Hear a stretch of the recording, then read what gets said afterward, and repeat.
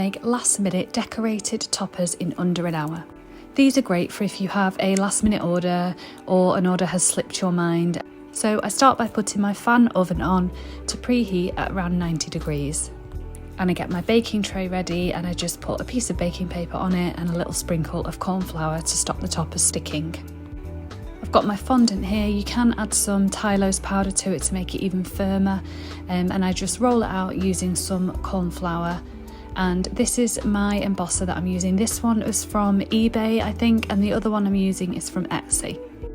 So I gently push that in to make sure I've got all the lettering, and then I go over with my shape cutter, making sure that you can see all the lettering inside and none of it's hanging over the edge.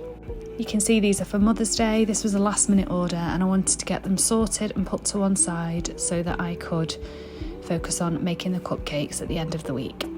I'm showing you how I do an embosser where the lettering is printed in, and then an embosser where the lettering is sort of coming up.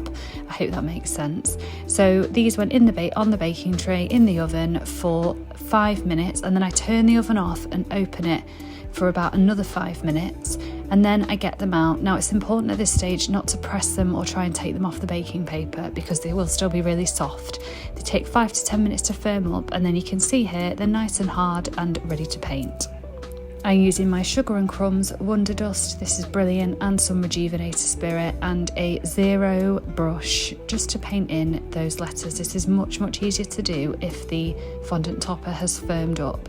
If it's still soft and you've just made it, it just ends up being messy and frustrating. Here they are all finished. That was really quick, it was under an hour, and they are ready to go on the cupcakes now, and I can focus on making the cupcakes and icing them and know that these toppers are all done and ready.